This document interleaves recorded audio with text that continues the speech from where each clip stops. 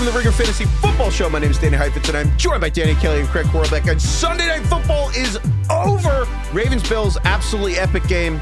We are going to go through... All-timer. That was actually an all-timer. We're going to go through everything that happened on Sunday night. We're going to go through winners. We're going through winners. I said that already. Losers also, in addition to winners. Winners. We're not talking about a single loser today.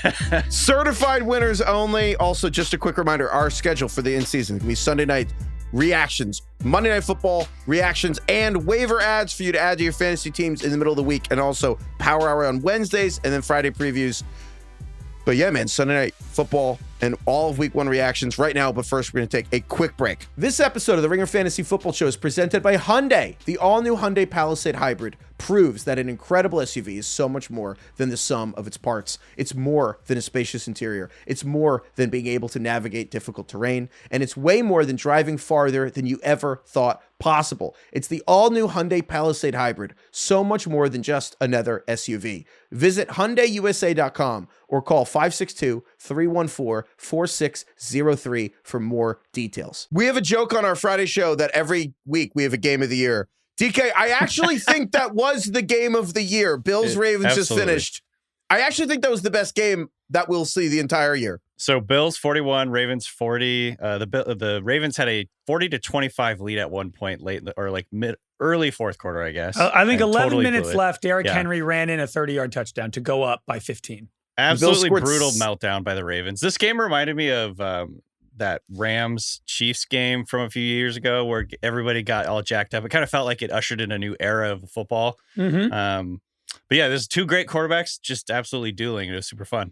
This sucks. This is like when your two sons are playing against one another. I'm like, I feel so bad for Lamar, but I love Josh, and the Bills are awesome, and this is really cool, but God, Lamar, it keeps losing. I feel terrible. The Ravens scored 40 points in Week 1 and lost. I wish I had that stat in front of me. That never happens. Dude, that never happens. From my buddy Dante Kopelwick-Fleming, 40 teams with 40 plus points and 235 rushing yards. I know that's kind of specific, but that's what they had. We're 277-0 before today. Now they're 277-1. Wait, you said that's 40 points, 235 rushing yards. We're 277-0. This score was a scoregami. There's never been a 41-40 NFL game before. Yeah. Oh my God. So this was an all-time game.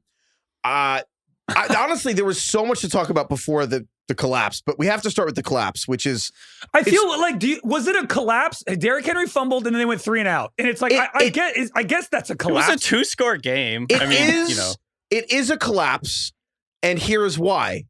The Ravens should have beaten the Bills in this stadium at the end of last season. Yeah. And they didn't because Mark Andrews dropped the ball. It's their worst loss since the last time they played the Bills. Since their previous game. Since their last game. Which they went into this game talking about how important it was to avenge that loss. They went and kicked the shit out of the Bills for like 56 minutes. We're up, and then they gave up 16 points in the final 4 minutes.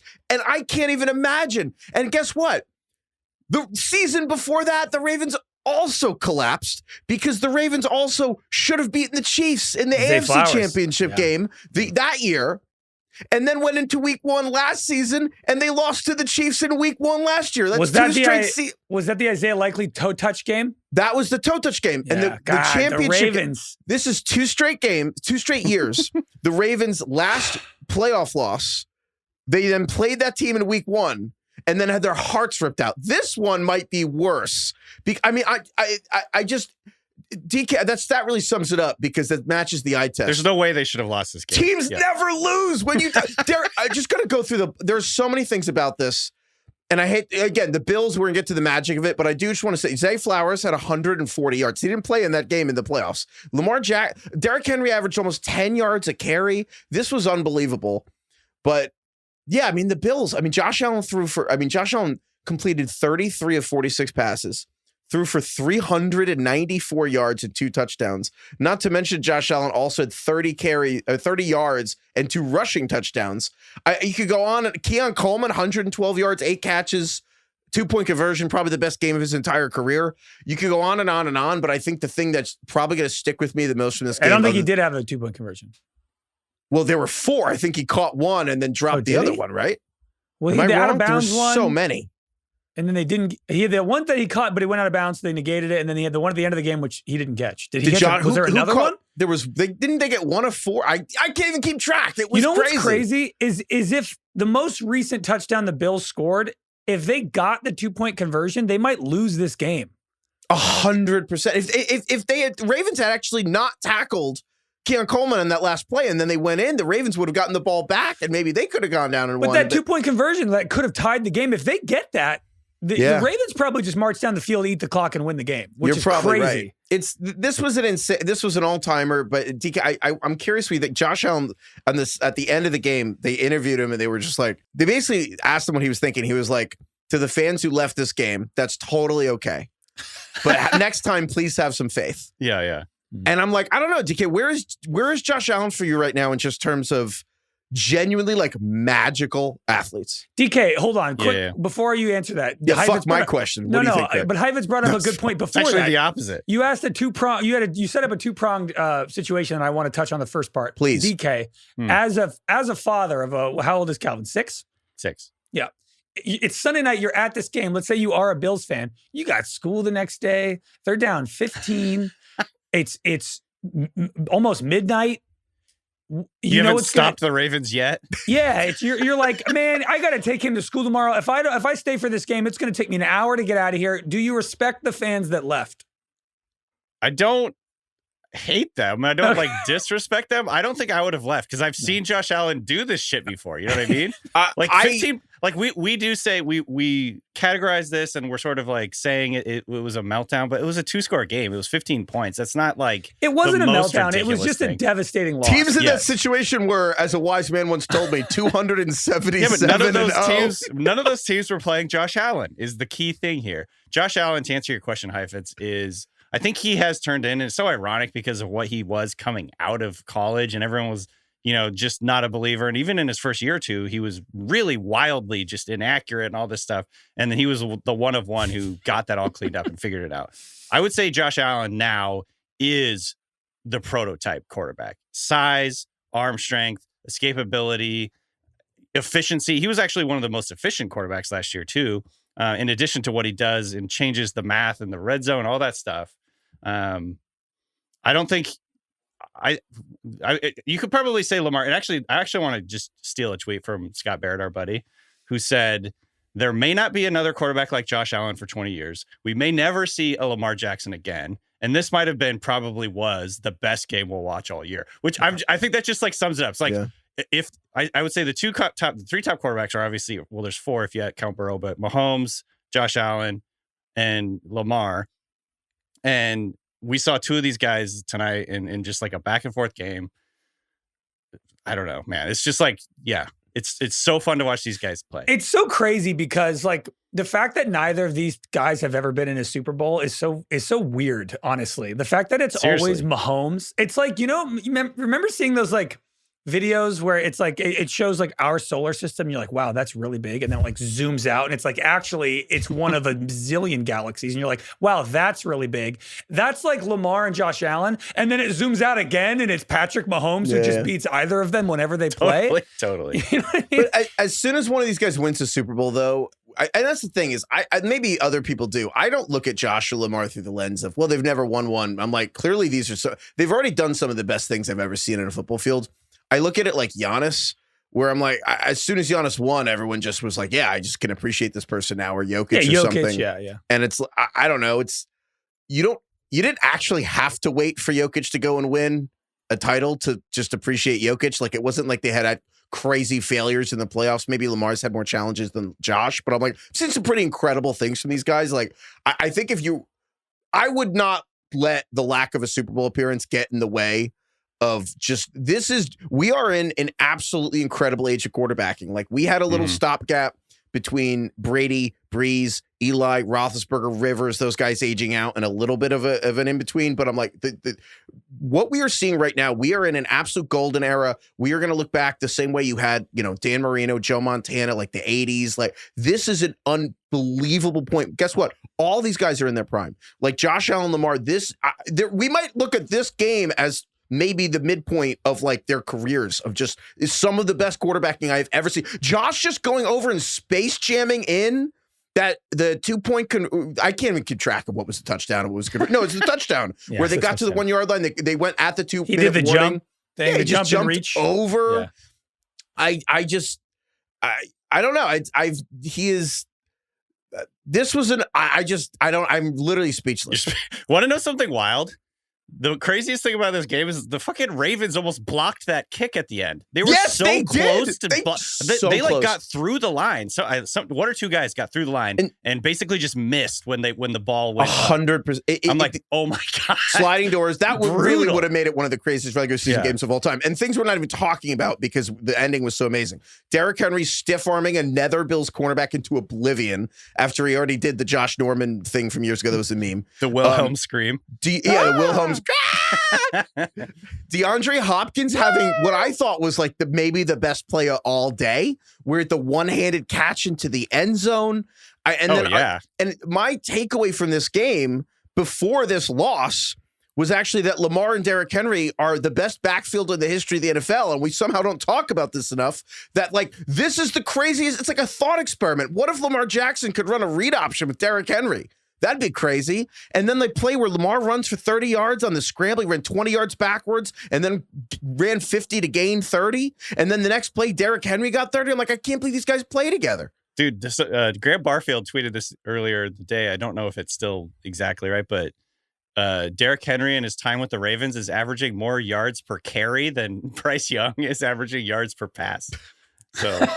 That's something. And also, it needs to be said what Josh Allen is doing with his surrounding cast. Like, not that Khalil Shakir and Josh Palmer and Keon Coleman and Donkey Kid are scrubs or anything like that, but man, like this guy is really doing some things with a pretty mediocre crew. And I mean, Stephon Diggs is very good, but the last 2 seasons now, what we saw last year and now what he's doing this year, he has gone up a level and he lost his best wide receiver. Just, I guess, like Mahomes and Tyreek for a little bit there, but man. Perfect example of it's very similar to the Mahomes Tyreek thing where obviously the Chiefs get rid of Tyreek Hill in a weird situation because Christian Kirk got a raise and Tyreek Hill now suddenly wanted more money and the Chiefs were like, well, we can't pay you that. I guess we'll take picks. And then the Chiefs went and won 2 Super Bowls without Tyreek Hill. Similarly, the Bills got rid of Diggs. The difference is the Chiefs' offense without Tyreek Hill sucked. The defense got better, and the Chiefs learned to eke out wins without Tyreek and kind of just ugly, but made all these wins happen at the end. The Bills' offense genuinely is like better and has seemed better in some ways without Stephon Diggs. There's a meanness, there's a running element. Obviously, tonight the Bills' offense was stagnant for portions and then was extremely not stagnant. But Josh as a player seems to have gone up a level without Diggs. And it's funny because it's a giant exclamation point on why he was MVP. It's for exactly what you said. Derrick Henry makes Lamar's life easier except for the fumble. And then Josh is coming out and doing this. But it's so crazy how the Bills, I mean, all these things that don't matter now, like the Bills' defensive tackles and everything. But it's funny because I guess in a nutshell, watching this game, my takeaway is the Ravens are like kind of clearly a better team. The Ravens are a better team. They're better organized. Their running game are able to dominate. Their the defense Bills is probably better. Yeah. Also, their defense was getting dinged up throughout the entire game. Yes. And Kyle Hamilton went in and out. Well, both, I guess both secondaries kind of, there was attrition.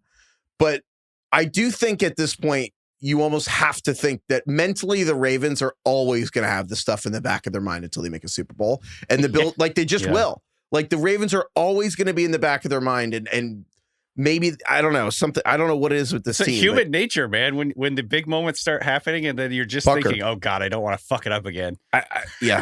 So anyway, that was, I know I'm a hyperbolic sometimes, but that's the most incredible game I've seen in some time. Do you guys have any other thoughts on that? During this game, I was just like, for 3/4 of it, I was like, well, that was stupid that I picked Josh Allen to win the MVP and the Bills to win the Super Bowl. And then now I'm like, hell yeah, I picked Josh Allen to win the MVP and the Bills to win the Super Bowl. Just to read some stats, I don't know if we've done that. Josh Allen, 394 passing yards, 2 touchdowns. He also ran for 30 yards and 2 more touchdowns. Jeez. Lamar threw for 200, threw for 2 touchdowns, ran for 70 and a touchdown. Derrick Henry, 165 yards, 2 touchdowns. So this game was the fantasy savior. This whole week was a disaster, as all week ones have been. Totally. When you look at the projections in your Yahoo app, It's like red or green if your team's going to over or underperform. Everyone's is always red week 1, except if you went into this game. I went into this game down 50 with Lamar and Derrick Henry on my team. I was like, all right, I have a decent shot. I won by halftime. It was unbelievable. And it just goes to show, this is what we say. Draft the best players on the best teams, and you always have a fighting chance, just like these teams always have a fighting chance if you have a guy like Josh Allen. Yeah, next year when we do the memento tattoos at the end of the season, my first one's going to be listen to the tattoos, because that was the first thing we had, was take the players from the good teams, because it's not just fun, it's because they're sick. Yeah. But yeah, DK, any party thoughts on this game? That really, I was honestly magical. I feel spoiled by that. Yeah, I don't know. Yeah, I just want to like make sure to center myself and continually remind myself that I'm watching greatness every time, like the Ravens play, every time the Bills play, every time the Chiefs play, and the Bengals. I mean, but Joe Burrow wasn't very good today, but just watching these quarterbacks, it's like a blessing. I'm happy that Mark Andrews didn't do anything wrong, though. Seriously, Mark Andrews is Andrews fumbled. Do you think 1% of him is like, thank God? Yes. Oh yeah. Now finally people are off my back. Derrick Henry fumbles too. Oh God. Yes, I do think he thinks that deep down in the deepest recesses of Mark Andrews' soul. He's like, it's fine. We'll make the playoffs. It's fine. Almost relieved. Yes. Oh my God. Okay, so let's get to rest of the categories here. Other than Bills Ravens, yeah, winners and losers of the day. Yep. Craig, I'm just going to give you the floor. Craig's been holding this back for the last several hours here. We've had Craig on a leash. Oh my God. If you're listening, Craig just put on a Steelers hat. Yeah, baby. Rodgers is back. The Steelers are back. Fuck the Jets. Fuck the Jets. Fuck the stupid Jets. Can we get Shawn on? We got to get Shawn on. Shawn and I were texting. I would send eye emojis when we scored, and then he would send 2 eye emojis when the Jets would score.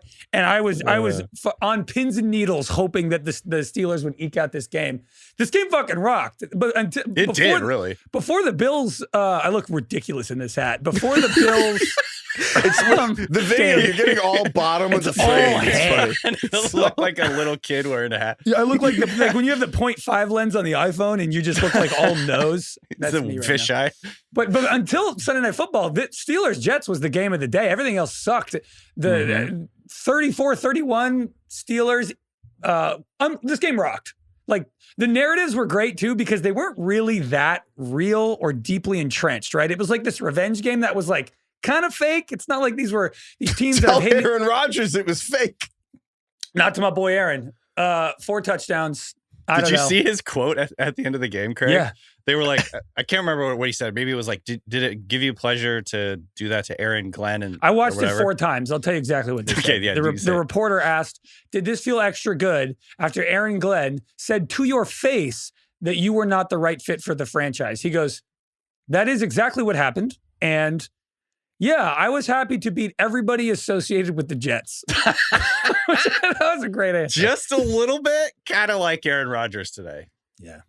That was a great game. He obviously had 4 touchdown passes, I think, on completed. There was at one point where he had 4 touchdowns on 17 attempts or something like that. Yeah, he completed 22 of 30 passes, 244 yards and 4 touchdowns, averaged 8 yards a pass, and honestly looked better than that. I mean, like the nature of them, they were all just really good play calls, and it's funny. He literally, the run game wasn't doing shit. There's a few things that Rodgers did well that I appreciate more than I expected, because the Steelers have not had a quarterback that basically listened to their offensive coordinator and was good at the same time since prime Ben Roethlisberger, which was like 10 years ago. It's either been park and bark, old Ben Roethlisberger standing in shotgun, or it's been shitty quarterbacks. What Aaron Rodgers did this year, that in this game that he did not do on the Jets last year, was take the ball under center and run play action and turn his back to the defense. And that is him working with Arthur Smith. And honestly, you have to give that up to the coaching and to Aaron Rodgers, because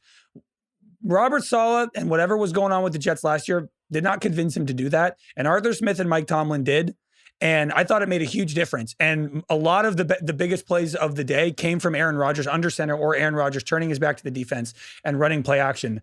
He completed 6 of 8 play action passes for 75 yards and 3 touchdowns, which is tied for the most touchdowns on play action passes in a game for Aaron Rodgers since 2016. Wow. So he clearly made a concerted effort to play differently. And he even said that in the post-game presser. He was like, a lot of people were talking about how I couldn't fit in the system and I couldn't work with Arthur Smith and none of this works. He's Aaron, like, thank you for listening to the show. He hears a lot of stuff. Sure, all these athletes do. He reads it all. This was great. I'm all out of fluids. Jesus. Those happy tissues or sad tissues? I will say the only thing that I want to put a pin in, just if it comes up later, is that the same issue the Steelers had is the inability to run. The same thing the Jets had last in yards, last in carries last year. Steelers obviously have not been able to run as much as they want. Having said that, you look at just frankly sometimes an underrated stat. How many people caught a ball in this game? I mean, DK Metcalf had 4 catches. Calvin Austin had 4 catches. Pat Freiermuth had 3. Ben Skoranek had a touchdown. Jalen Warren, Jonnu Smith, Ken Gainwell. Like, Aaron Rodgers spread the ball around in a sense that reminded me of when he was with the Packers and winning MVPs. Of sometimes him or Drew Brees would be like those little stats of completed 9 passes to 9 different people to start the game. That was always the Drew Brees special. Yeah. And I think that was something where I think actually Rodgers and Arthur Smith actually have a lot in common, is their desire to throw it to random people all the time on random plays, and they don't really care. And so I'm not, this was crazy impressive on the Steelers' part. But at the same time, the whole game swung because the Jets fumbled a kick return. And honestly, if they had not fumbled the kick, the Steelers scored, Jets fumbled the kick return, and then Steelers scored like 2 plays. So in a minute, the Steelers got 14 points. The Jets might have won this game. And I will say, even in defeat, I don't necessarily believe in moral victories, but the Jets you're not giving this to Rodgers. I mean, Josh Allen would have lost if Derrick Henry didn't fumble, but we're saying Josh is the GOAT. I'm saying I don't believe in moral victory. I'm saying like the Steelers won. Like the Steelers won the game. The Jets won. I'm just saying. He's getting so defensive. Well, Jesus it's like, Christ. all right, we're like, well, they would have lost if he didn't fumble the ball. I'm like, well, that's football. No, I was trying to transition to say the Jets played well. Yeah, he was making a segue to my winner, which was Justin Fields. I think Justin Fields, basically Justin Fields, Breece Hall, and the whole Jets offense was so much better than I expected in pretty much every way. Basically, they were great. First of all, Justin Fields, I think, had the best game of his career. 100%. 16 to 22, 218 yards, pass touchdown. He also added 2 touchdowns and 48 yards on the ground. Yep. 10 designed runs, so they were utilizing him and using his feet to make things happen in the run game. Justin Fields, 29.5 fantasy points. The idea that he was the fantasy sleeper of the year is really is really happening so far, at least obviously after one game. But I think the other thing that was really interesting and cool to me was Justin Fields last year was kind of all over the place. His accuracy, he was just slow getting the ball out. He was incredibly accurate in this game, passing the ball down the field. I saw this from Jacob Gibbs. Early charting has Justin Fields with 0% off target rate. And a lot of that was all down, like a huge chunk of his throws were 10 plus yards down the field.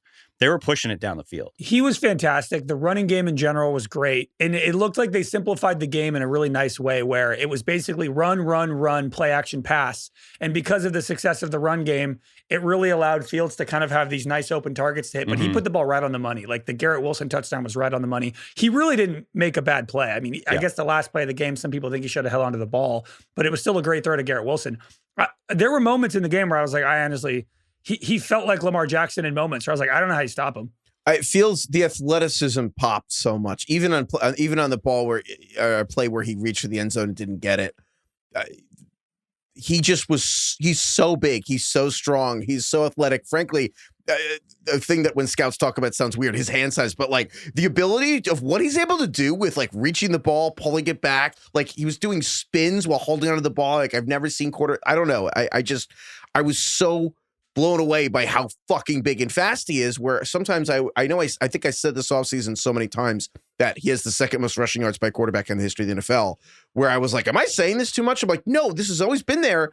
And I know it's one game. You don't want to overreact to one game. Having said that, if you think there's a team that would give Justin Fields a good matchup in week 1, it's the team that just saw him play last year. He's on their team. You think they'd have a good game plan for him? I mean, the Jets, at least it's a different staff. The Steelers, it's the same staff that just saw Justin Fields. And so, but to your guys' point, I agree with the accuracy. I forget the exact moment, but he had one play. I think with Fields, it was a mix of accuracy and processing. Decision-making was the question with him. And it wasn't just the beginning with the script, but there were moments where I don't know. There's something that happens sometimes with quarterbacks that resuscitate their careers, 26-ish years old, where they just on third downs just start realizing with urgency that they kind of get back like, oh shit, I got to do this right now. And they just rip a pass sometimes over a hash marker over something. And he had a couple of those in this game where I was like, okay, maybe the clock. You saw this with Baker Mayfield in the Bucs. Like that's really what happening is like the recognition of urgency of like, I have to make this throw right now in this moment. And that combined with the ability to extend the plays. I don't know. I thought I thought that he was going to suck in real life and be an incredible rushing cheat code in fantasy. It suddenly feels a little more real that Fields might actually be a good quarterback. It's which like I don't Godfather want to overreact. Part 3 like meme. It's like every time I think I'm out, they pull me back in. He could still suck, but if he was going to be good, it would look like this. That's all. And I wanted to also just give a quick shout out to Breece Hall, who looked awesome. He had juice again in this game because I think last year was very true, and Craig was the first to point this out, that he just did not seem to have the juice that he had the previous year coming off of an injury. And he played hurt for most of the season, but man, he was really shifty in this game. He had 90 yards after contact. And it was like a massive game, but he had 107 yards rushing plus 38 yards receiving.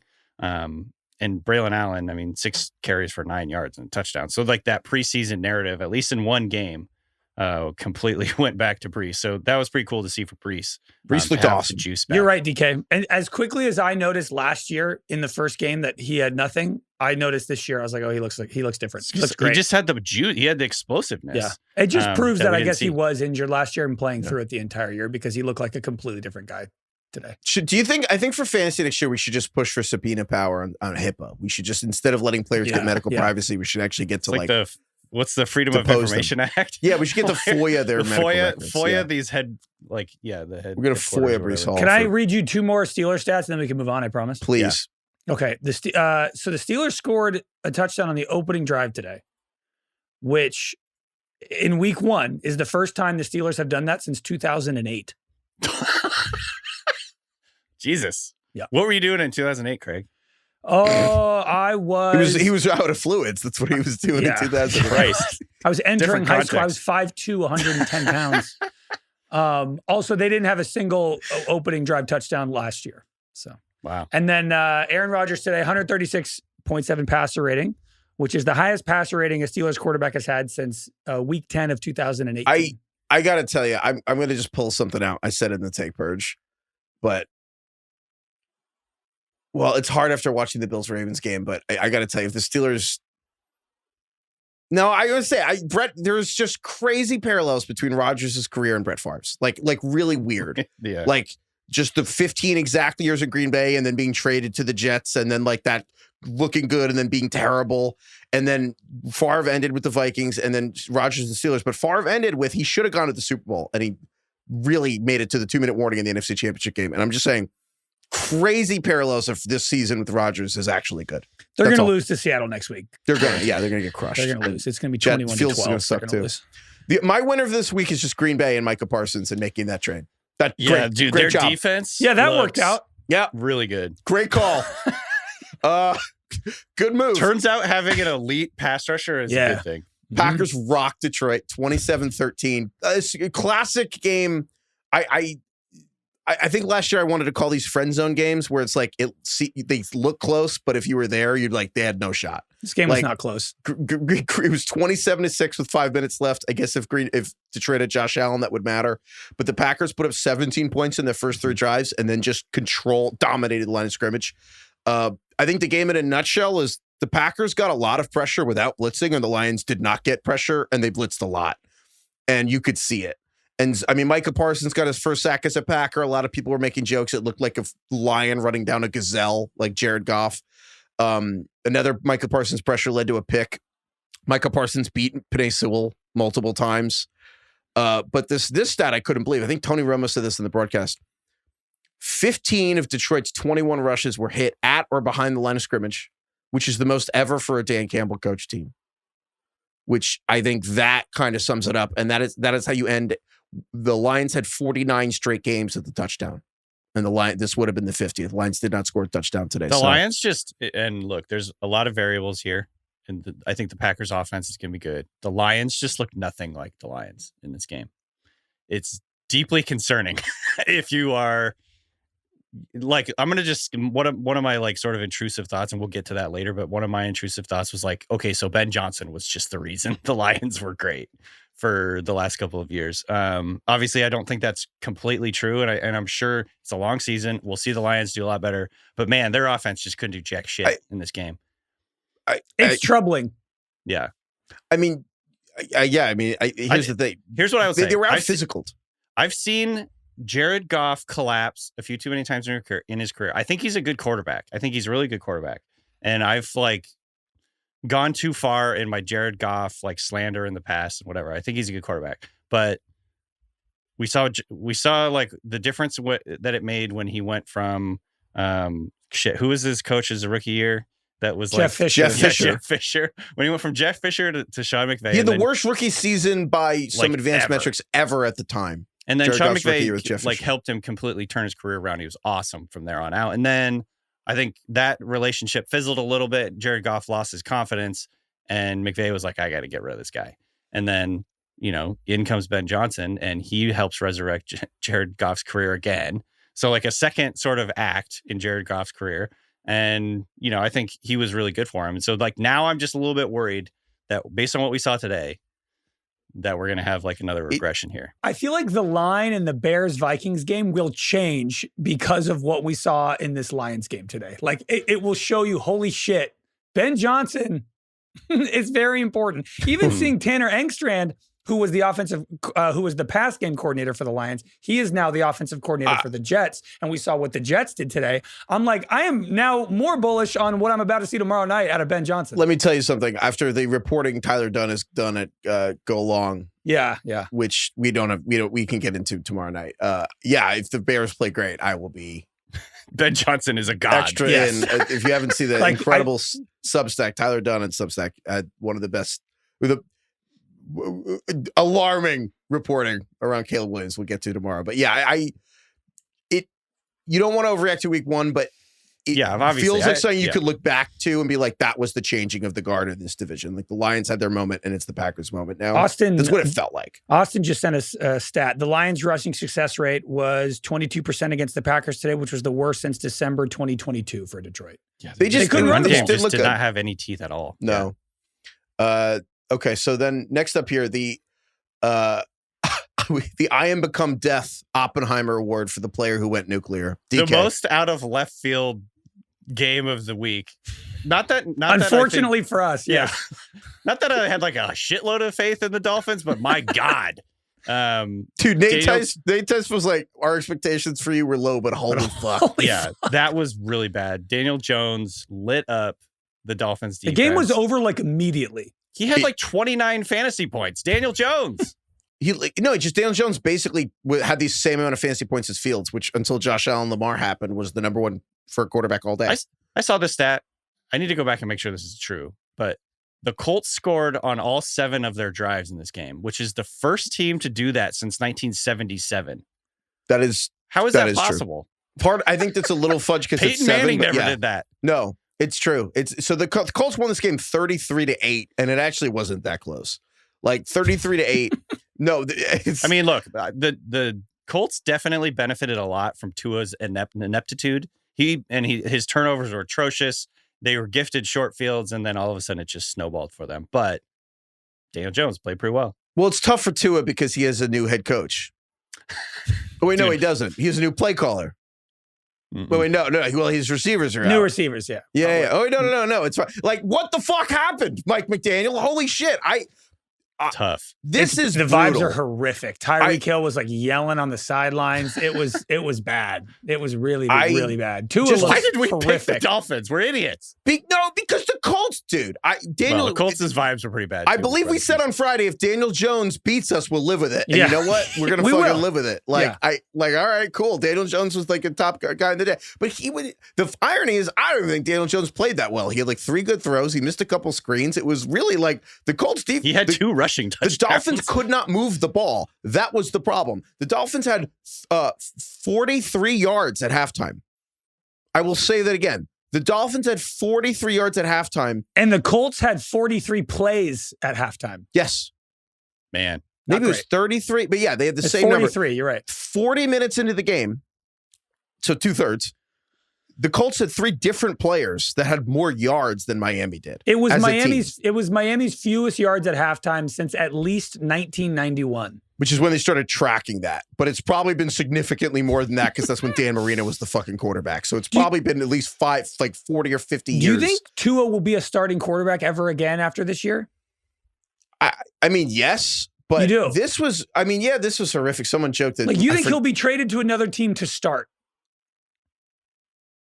I mean, he will play for someone. Yeah, I don't know if Tua is the problem, but I do think Mike McDaniel's not one for this world. You know what I noticed about this game, and I'm sure the tape heads will have some thoughts on this later after they dig into the L22. But for whatever reason, it was immediately noticeable to me that Tua was not getting rid of the ball quickly in this game. He was dropping back, and the Tua thing, the Dolphins thing, the whole crux of their offense, the whole system is predicated on him hitting his back foot and getting the ball out, right? Yeah. And I wrote down what he averaged, like 2.55 seconds per throw, which is significantly slower than what he had last year, where he led the NFL in time to throw in terms of the quickest throwing after a drop back. So he was like middle of the road this week. And so I don't know, man, they were just giving them looks and he didn't trust what he was looking at. Carlos says the big Lou effect. I think that's totally true. Lou Anarumo was just, it was making him hard. It was making it hard for Tua to know what he was seeing and get rid of the ball quickly. There's a lot going on. I'm curious to see if the Colts ended up copying what the Bills have done to Tua in the past, because I think there's a lot of things the Bills have figured out, but Tua's play, which is basically make him push the ball to the boundaries and down the red line and just down the hashes and being like, yeah, he probably can't. But overall, it's just deeply concerning. Like I really do. A deeply concerning game for Miami. I do want to say about the Colts, importantly speaking, Lou Anarumo, Cam Bynum had an interception of Tua, and Cam Bynum's the undisputed king of defensive celebrations.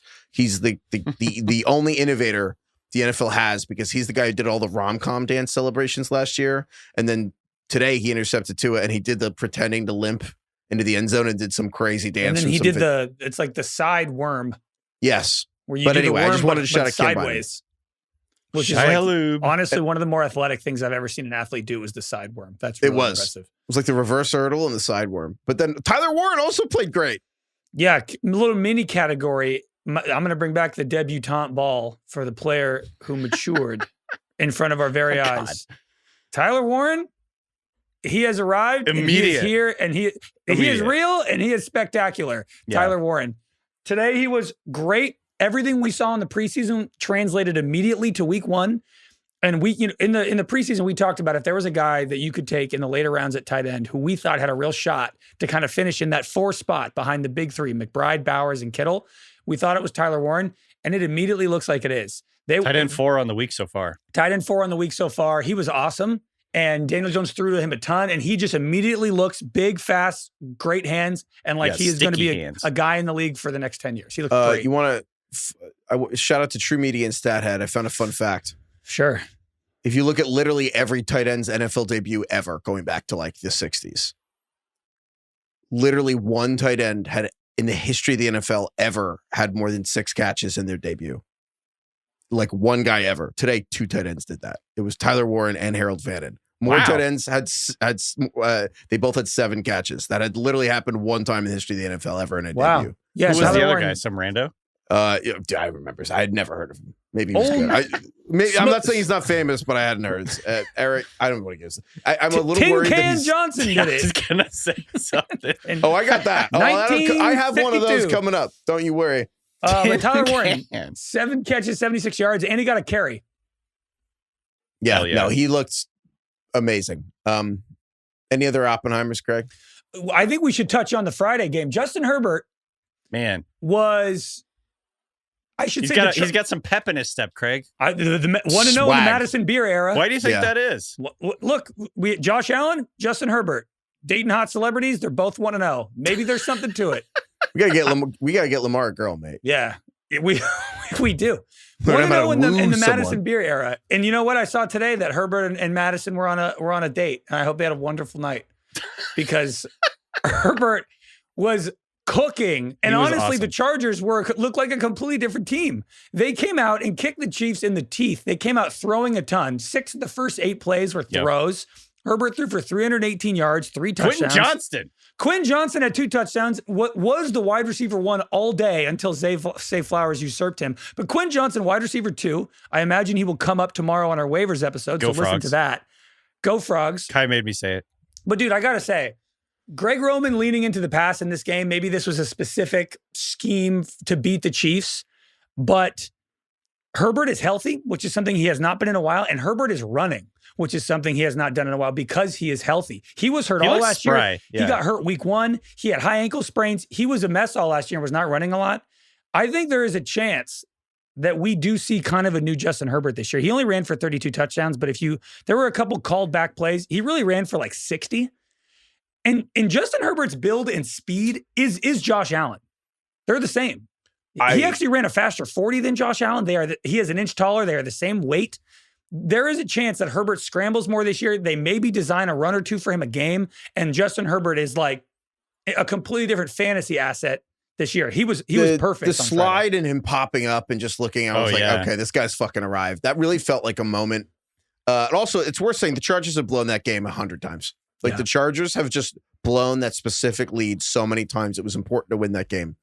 To your point, though, about Greg Roman, I think that's huge. I refused, to the chagrin of some people who may be listening to this show, I refused to pick the Chargers to make the playoffs solely because I just was so frustrated that Greg Roman, the offensive coordinator, had just never really had a real passing, like drop back passing offense, which was, I think they stuck to it stubbornly because Greg Roman's worked for both Harbaugh brothers. And that's how they got the 2019 incredible Ravens system. But a lot of the Ravens breakdowns early in Lamar Jackson's career was because the Ravens didn't have a passing offense. And I think that really plagued the Chargers last year too. And I do think there were real changes in this game. Nate Tice, who I referenced earlier, our friend Nate Tice, noticed that this was the highest rate that Herbert had ever passed to wide receivers in his career. I noticed that in 2 specific plays where I was surprised. Late in the game, I wrote them down because I was shocked. The Chargers with 2.5 minutes left, Chiefs have 3 timeouts. The Chargers drop back to throw on first down. And I just remember thinking like... Yeah. I remember that, yeah. The old Greg Roman would have been like, we're running the ball. Just conservative. The trust. And I'm sure Jim Harbaugh is like, hey, this is the best quarterback I've ever seen in my life. Let him throw the ball. The trust. And the other time was 3rd and 14. Kurt Warner's on the call saying, you got to run the ball here. You got to run the ball here. And they drop back to throw. And what does Herbert see? Chris Jones cuts inside, breaks contained because, in Chris Jones's head, he's like, I've ended Super Bowls doing this. I'm going to do whatever I want. Herbert's like, screw that. It's man coverage. I'm running around the back. And he gets that's the slide play. But the point being that, like, them giving Herbert the leash to throw in situations they prefer to run, and then him immediately delivering, I think could pay dividends all season. So, yeah, I think you don't want to go too far in week 1. But you guys make it totally a different Johnston game. I know. My God. He was just when is anyone going to admit that he's maybe okay? He did drop a touchdown. Give me 2 more weeks. Some good and bad. He's just going to have he's like going to be Nick Westbrook-Akine, but for 10 straight years. Yeah. And we're just never going to admit he's good. He's so good. He's so good at crossing routes, like deep overs and drags across the field where he runs away from defenders. Yards after the catch, he's actually pretty... He's great with the big, ball in his hands. He just needs to catch the ball. I think this is the best. These are the best weapons Herbert has ever had. It's not like they're incredible. Keenan looked great. Keenan's back. The combo of Keenan and Ladd with like QJ being like, it's a real offense. I guess an overqualified wide receiver 3, but I think although Marion Hampton didn't have a great fantasy day, I think he's going to be good. I don't think you should be worried. I think this team has a real shot. I thought their defense looked good too. Going to It's So Over, We're So Back. I don't know if a player's ever had a 3 days of It's So Over, like Christian McCaffrey. Followed up by, obviously, the McCaffrey great calf injury of 2025 was It's So Over. And then today was just We're So Back. Christian McCaffrey, literally top 5 running back on the day, 142 yards from scrimmage. Fun fact, Christian McCaffrey had 31 touches today. Like, we were worried he wouldn't play or out for the season. Shanahan cannot help himself. McCaffrey absolutely cannot help himself. 31 touches is the 5th most touches in Christian McCaffrey's career. He missed practice with a calf injury this regular week. season or playoffs. Regular season or playoffs. I love this guy. 5th most touches of his career. We don't know if we'll be alive tomorrow. Do you think there's a chance Shanahan doesn't like Christian McCaffrey? And he's just like, I'm going to give him as many carries as I can until he gets injured. It was 3rd and 18, and they were like in their own territory. It was a classic, like just sub Christian McCaffrey out, put Brian Robinson in and run the ball and punt. No. McCaffrey. Pound it with McCaffrey. And the Seahawks were like gang tackling him like every time. I know. There was one play where they got his legs and they were pulling. Like, somehow he ended up in the air and they're yanking on his legs. I thought for sure he was just going to come out of there limping and one. Because the Seahawks, defensively, the Seahawks were pretty impressive in this game, except for the last minute of the game. Except for the end when Mike, that was. But I mean, he looked overall, good though. He looked great. Yeah. God. I don't know how long this is going to last, but yeah. Me neither. Any other It's So Over, We're So Backs? Yeah, my It's So Over is Sam Darnold. Already. It's over. Fuck. JJ McCarthy is going to be great. That's what this game taught me, is that Kevin O'Connell is a mastermind, maestro, guru, and that Sam Darnold, Halloween came early and he kind of looks like a pumpkin again. The Niners won 17-13, and then the Seahawks took the lead 13-10 toward the end, and then the Niners went down and scored a touchdown, and Darnold seemed unprepared to match. He got stripped by somebody's butt, and it was a classic Darnold game. He made some throws where I was like, this guy physically is awesome. His throw to Jackson Smith and Jigba towards the end of the game was beautiful, gorgeous. And then he gets stripped by somebody's butt, and you're just like, stripped by his own right tackle running into him, essentially. Yeah. But you're just like, this is Darnold. I thought the Seahawks didn't look good. I thought their offense looked super stale and stagnant. I was very unimpressed with the play calling in general and just like the style of the offense. I don't know. I just did not feel good about it after that game. I thought it was very flaccid. I will say this. I think that if the Seahawks offense is going to look impressive this year, like again, we talked about Clint Kubiak, the offensive coordinator, is supposed to change a lot about the Seahawks offense. If there's a team that's going to be prepared for it, it would be the Niners. Because again, when we talk about like Clint Kubiak, the other Kubiak is on the Niners, one of the 3 Kubiaks. Well, it's not just that. It's Clint Kubiak. It's like the father and, they're like literally invented zone. The other guy who invented it with them is fucking Kyle Shanahan's dad. Like they're like the guy's dads invented the thing. So they understand it. Robert Saleh learned all this from Kyle Shanahan's dad too. So I will say if anyone's going to be prepared to stop it, might be the Niners. However, the Seahawks, I'm curious what you think, DK. This game to me just reminded me of like, why did the Seahawks want to trade Geno Smith again? I still don't totally understand this because if you do the math of like what Geno wanted and then what Darnold ended up getting, I'm like, they didn't save that much money. It's like so I guess something. DK, you know more about this than me, but my framework for this the whole time has been very simple.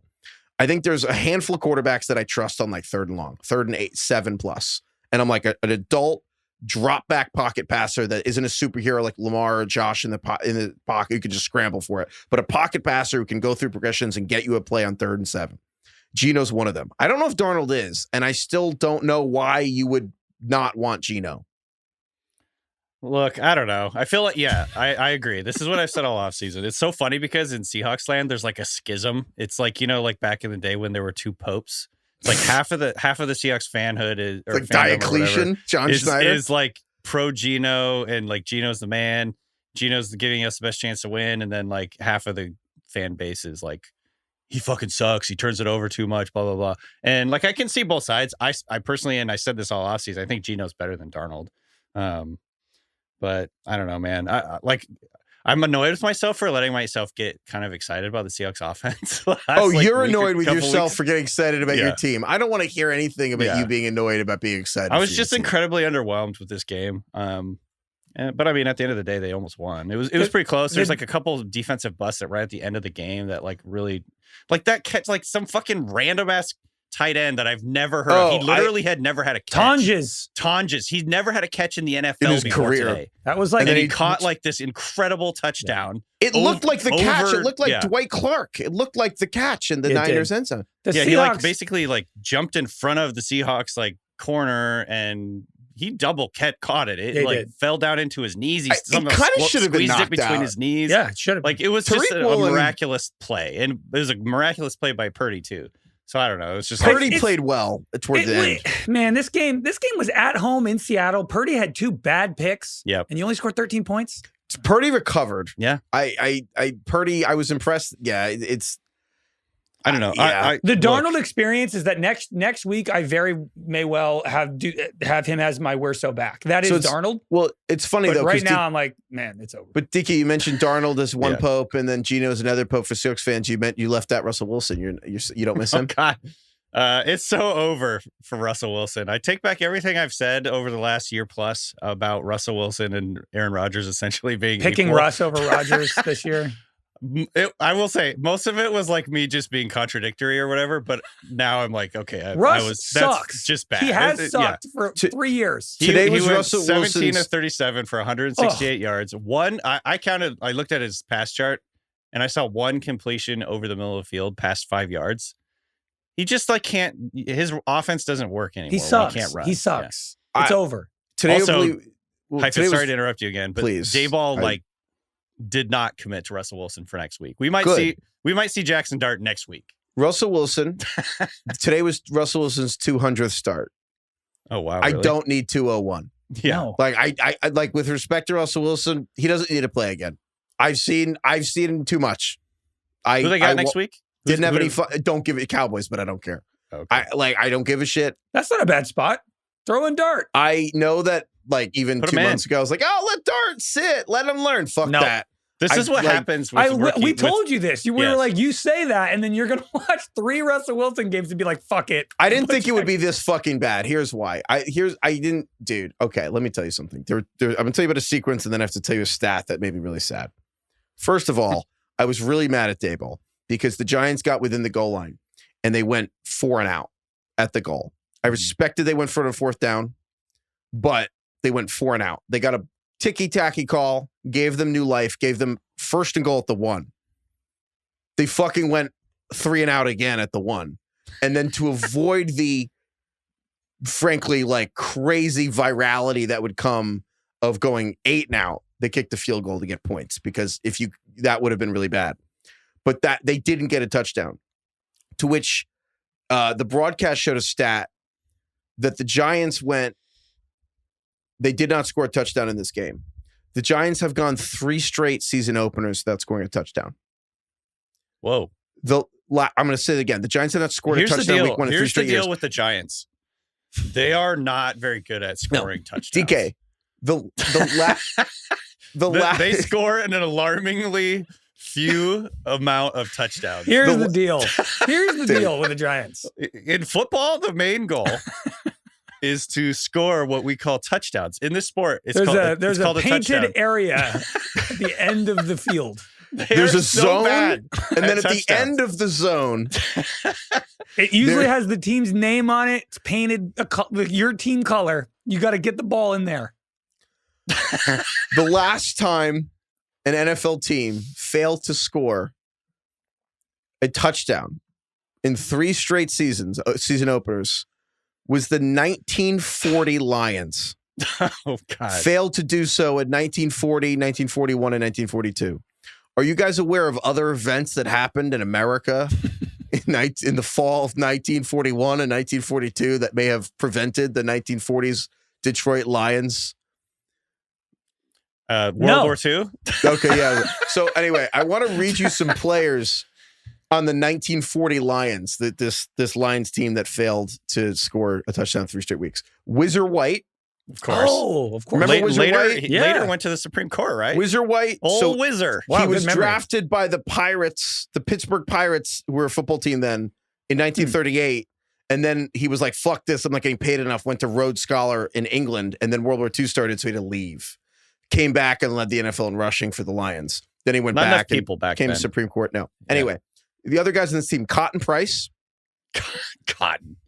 Howie Price. Bold move, Cotton. Let's see if it pays off for him. Cotton Price and Howie Weiss. Okay. Yeah. Stillman Rouse. Nice. Stillman. Nickname or real name? Stillman. Actually very fast. What's his last name? Rouse, Rouse. He's also pronounced with 2 L's, so it's Stillman Rouse. It's Stillman Rouse. Stillman Ivan Rouse. Yep. That's his name. Butch Morse. I don't know. Harry Hop. Harry Hop. I think I remember him. My favorite one of all. I'm cheating. This is the 1941 lines. I don't care. Steve Belichick. Related? What? Yes, his father. Was it his dad? Oh, Yes. Wow. Steve Belichick's father was on the last team. No shit. Yeah. Wow. Here he is. Anyway, yeah, I hate the Giants. Honestly, just give me Dart. I have no hope. Because you know dude. what? I have no hope. Like this team, like If I Dart actually has- thought Russ would be better than this, like being able to score a touchdown from the one with 3 tries. He's like 0 for his last 6 games. No. Yeah, honestly, they need to bench him. No, anyway, you They guys, might. They might do it. I thought that was really funny that the reporter kept going back and he's like, okay, you're so not to be clear, committing to this. to be clear, so I have it on the record. The way that you worded that makes it sound ambiguous about whether you're going to start Russell Wilson. It's a tough again. spot to be in because, Yeah. like, what are you supposed to say? But yeah, it's funny. It's the Giants can't have another 0-2 start where they're like 91% of teams don't make it to the playoffs. They're 0-2. Yeah. Anyway, any other worst so backs? I just want to shout out Travis Etienne a little bit here because from a fantasy point of view, this is pretty important. Etienne, by far the lead guy for the Jags in this game. I know. R.I.P. And Tank Bigsby. Tank Bigsby, a afterthought. 5 rushes for 12 yards. Basically, he and Tootin, rooting for Tootin, split carries on early downs, and then LaQuint Allen was on third downs. So Bigsby had almost no role in this game. Etienne, 16 carries, 143 yards. A lot of that was one really long run, like 70-something yards or something. But I thought Etienne looked pretty good, honestly, in this game. And so it looks like right now he is the back to have in Jacksonville. The Jacksonville offense, I don't know. I thought it was decent. I thought they looked pretty good. They dominated that game for sure. So Travis Etienne, shouts to him. He's so back. He's the leader of that. He's looking backfield. right now like a real, like we thought we knew that somebody in the Jacksonville backfield was going to be the guy. And if Liam Cohen's offense worked, that would be a valuable pick. And we were leaning Bigsby, but it looks like it's going to be Etienne. It's week 1. You never know, but we were close to nailing this season if week 1 holds water, which was, we were joking we should make the draft picks like X, and the running back X were like Etienne and Brees. And what if you just draft these really talented guys that usually go higher? So we'll see. But yeah, so now we get to do, wow, it's been a while since we've done this, but we get to play America's favorite game, Fart or Shart. Craig, will you just give people, will you explain people a little bit like what exactly Fart or Shart is here for the new listeners who are a little freaked out? Was this merely a one-time mistake or a permanent issue? You know, do you need to go home from dinner or can you just run to the bathroom and clean things up? And where I'd like to start is DK. Fart or Shart? Every single good wide receiver was bad today. Jamar Chase, 3 points. T. Higgins, 4 points. Nico Collins, 4 points. Amon-Ra St. Brown, 6. Tyreek Hill, 6. Brian Thomas scored a touchdown and only had 8 points, which is very difficult to do. A.J. Brown had 1 point. Jalen Waddle, 5 points. And Calvin Ridley, 4 points. Brutal. Absolutely brutal. I think it was, I think it's a fart. It's not something I'm really worried about. I mean, it's stinky. If it's a really stinky fart, but however, look at this list. In this, I sent you this list. If you had to assign one Shart to this list of, I think 8 guys that I just read you, 9 guys, who has the Shart? Probably Waddle. Yeah. Fuck yeah. Waddle's the one I'd be the most worried about. Yeah. And then Amon-Ra, just based on the way the Lions offense played, is worrisome. But I still think that they'll get it together a little bit more than this. Do you agree with that, Heifetz, that Waddle is the Shart? Oh, yeah, Waddle and Tyreek. I'm just like, I mean, Tyreek didn't get voted a captain, and if the vibes are bad, yeah, both of them. Brutal. It's just awful. Nico Collins did nothing. Nico Collins? What are you doing? Chase and Higgins did nothing. It's just awful. Hey, the whole A.J. Brown thing was just brutal. Dude, he had like 1 target late in the game. I'm pretty sure he's hurt, which to is win. even worse. Yeah. We'll see. No, I agree. You obviously play all these guys, but yeah, no, the Dolphins. I mean, Waddle is the only one where I'm like, next week, I don't know if you play him. Again, Jalen Waddle, 3 games with 20 points in 2 years. Like I just worth reminding. Okay, I want to do a thing we did last year that I think is funny called Intrusive Thoughts. Mm-hmm. These don't have to be in depth, but we're just, honestly, these are just things that occurred to you during 8 hours. Again, thoughts are just things you think. You don't have to, sign meeting, but I'm trying to be more honest about things. And I want to start off here with, I think, a good example of an intrusive thought. which is when in this whole sequence that I'm going to describe happened in 1 second, during a play. Literally, it was during a play before the play even ended. Russell Wilson was scrambling. It was like third down, and it was like the first or second drive. And Russell Wilson scrambling like to the end zone. And like, honest to God, my thoughts were, Russ, don't get hurt, don't get hurt, don't get hurt. And then I was like, I guess it doesn't matter if he gets hurt. You don't root for it. I'm not rooting for it. I just kind of realized in the middle of the play, it doesn't really affect my life if Russ gets hurt. Yeah. I'm not saying that's a good thought, but I did think it. So, yeah. With that said, DK, did you one injury away from having a good team? Yeah, sometimes you're an injury away. DK, any intrusive thoughts today? My intrusive thought I already kind of said. It's just that Ben Johnson was the reason for the Lions' success. I'm just a little bit worried about how just pitiful they were in this game. I think in my heart that they will get better, but I had that thought. But in your head, you're like, yeah. Another intrusive thought that I had. DK, I am sorry to say this to you, but watching the Seattle 49ers game, I just over and over again was like, Zach Charbonnet is better running back than Ken Walker. Just straight up. Look, this is intrusive thoughts. And mine was not exactly the same, but it was like, oh, fuck, what if he is better than Kenneth Walker? He just seems better. Too much of my personality is like entwined with Kenneth Walker being good. He certainly ran better in this game. And if I'm trying to rationalize why that happened, I'm like, maybe it's because Kenneth Walker missed huge chunks of training camp. Maybe it was just random, maybe whatever. But yeah, I mean, he was the better running back in this game by far. So it's just random, whatever. A little bit not great.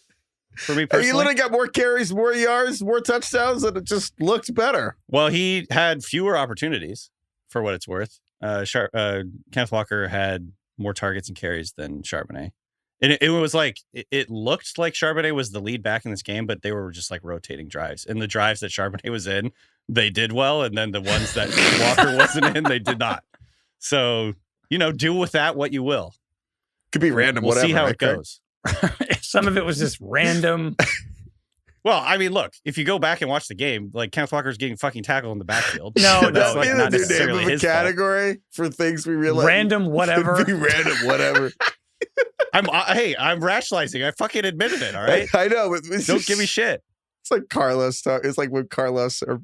I'm so sorry, Carlos. Now you have two good running backs, DK. This is a good thing. I actually, truthfully, was like, it's cool that Charbonnet is awesome. Like, he looks really good. Yeah, he's on your team. You keep acting like he's not on your team. You have two. Yeah, that's great. No, I know. I just like Kenneth Walker a lot, but it's like fine. When Saquon was hurt and I like he would have a run and he looked good for a second. I was like, oh, and then I was like, oh fuck, that's Wayne Gallman.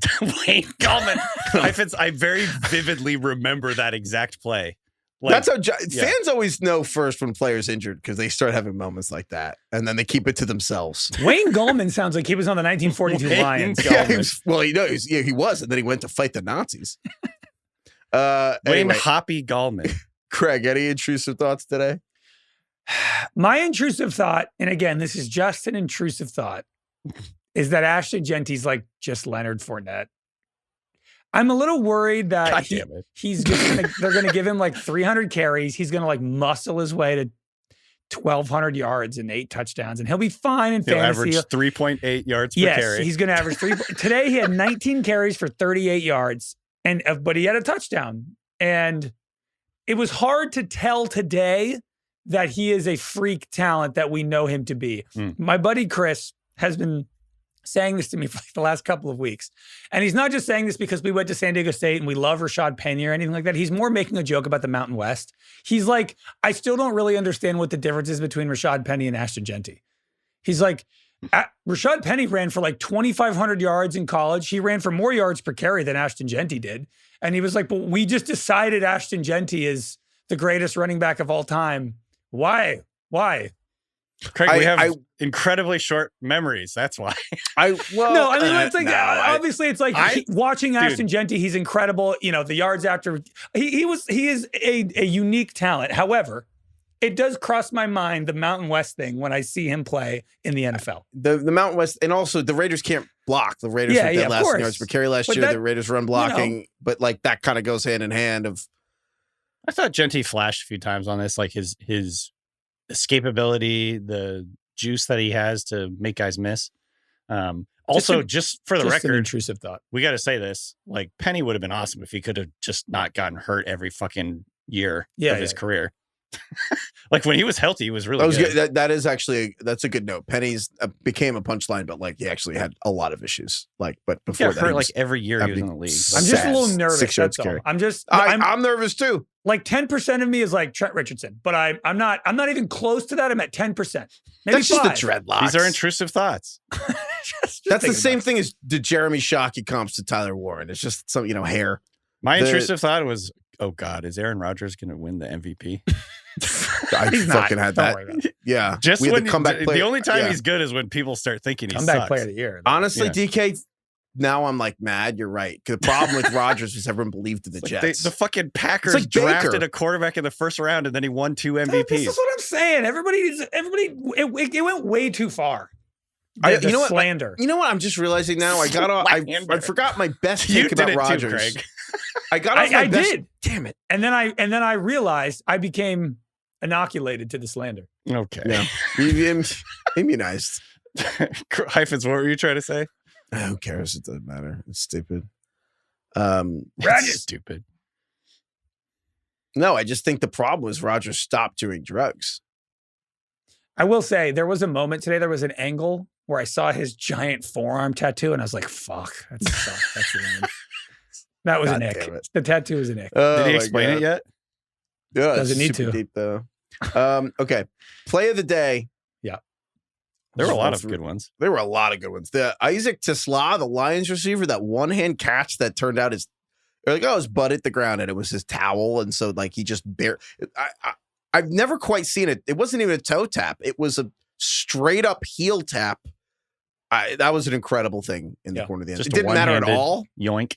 Yeah. Romo also called it out, even though you could like see his heel. And Romo was like, "That's not a catch." Tough day for Tony Romo. Tough day. He kept calling Jordan Love the wrong name. I can't remember what he was saying. It's like Jeremy Love or something like that. It's let's not get into it. I'm going to say something I regret. DeAndre Hopkins, incredible touchdown catch in the Ravens game. Awesome. I do want to also throw out just Mahomes' deleted history because these teams lost for the Lions, Ravens, and Chiefs. But Mahomes had another like horizontal throw. Mm-hmm.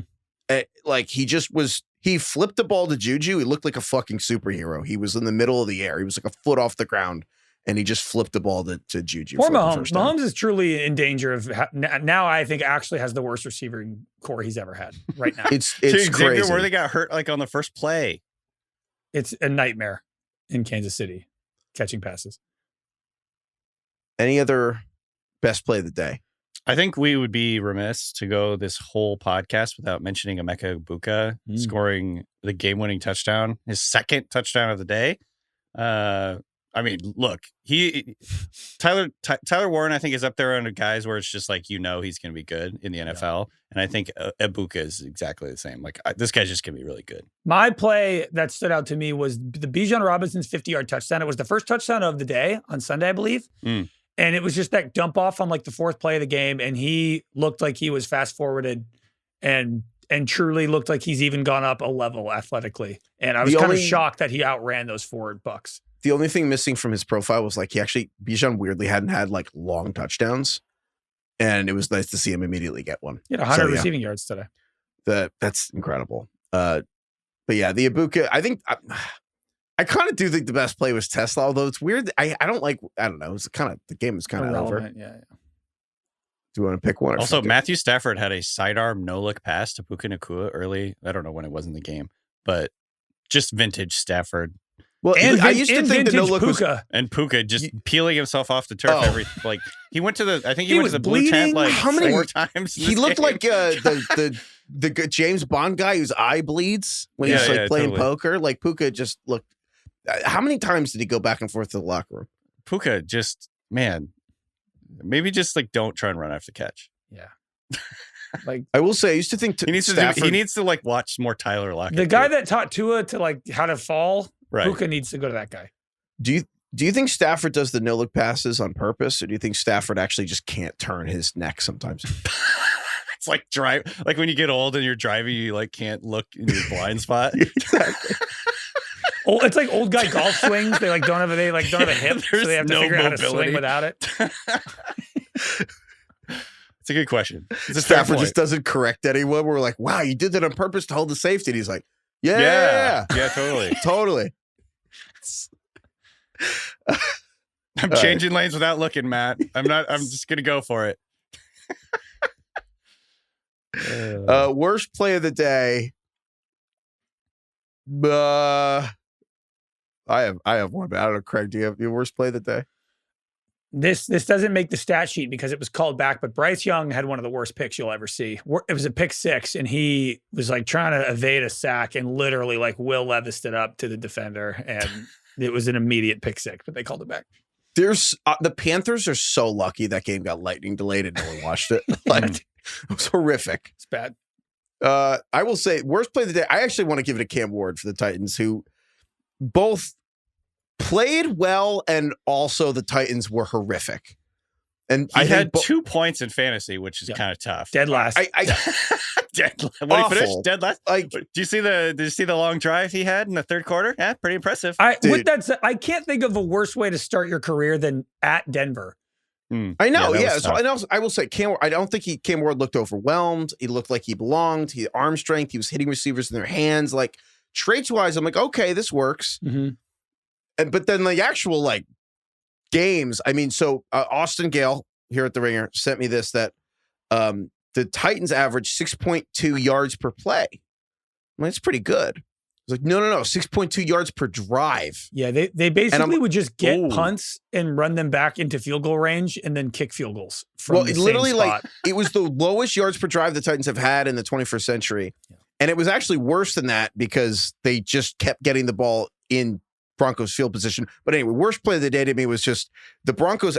Somehow, despite this, the Titans were only down 1 point. And then Marvin Mims, the Broncos, fumbles a punt return. So the Titans get the ball in the red zone, like at the 22-yard line. The Titans have the ball. You could literally kneel it down 3 times, kick a field goal, and the Titans will be winning the game in the fourth quarter. Cam Ward takes 2 sacks for 27 combined yards. Literally gets handed the ball in the red zone. And I'm not shitting you, he runs backwards. Like, he gets a shotgun snap, sees pressure, and runs 10 yards backwards. And I was like, okay.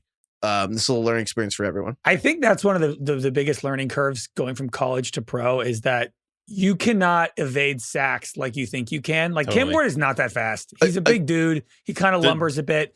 And when he's at Miami, he is like, oh, I can just like turn around, roll out, make a throw. Every time he tried to do that, he got caught today. The defensive linemen, whether it's defensive tackles or defensive ends, are literally in the NFL. Every one of them is the best player you ever faced. And they all run faster 40 times than Cam Ward. Yeah. They're like insane athletes. This is why Shadur Sanders would struggle in the NFL, I think, because even in the preseason, it was the thing. New category we're introducing this year, Stadium Pulse of the Week. DK texted me, he had no idea what this means. Stadium Pulse. What do you think it means? Stadium Pulse. I don't know. Is it like something to do with like I don't know. Just tell me. I'm not sure. So the college football video game has an incredible feature, which is if you're going to try to kick a field goal, like the pressure of the moment makes the kick harder. So if it's an extra point and you're up 50 points, it's like doesn't there. And if you want to hit a 50-yarder to beat Alabama, it's like the time expiring. Sphincter factor? Yeah. Yes, it's pucker factor. And it's literally impossible. Or it like rattles your remote. Yeah, it literally, like your actual controller is like vibrating. When you have music on and you're trying to park. Yeah, and it's going 1,000 miles an hour. And so it's become this, like, honestly, one of the best memes on the internet is, Craig, what were the examples that made you think of this? Oh, I don't know. What was an example? It would be like if you were at a bar and a pretty girl came up to you and like asked you and it's like the Stadium Pulse to nail the response or something like that. Like, it's like Stadium Pulse is incredible. You know what I mean? They don't have to be kickers, but I actually do think kickers deserve it this week because this poor Browns kicker who doesn't have enough vowels in his name, Andre Smith, SZMYT. It's Smith?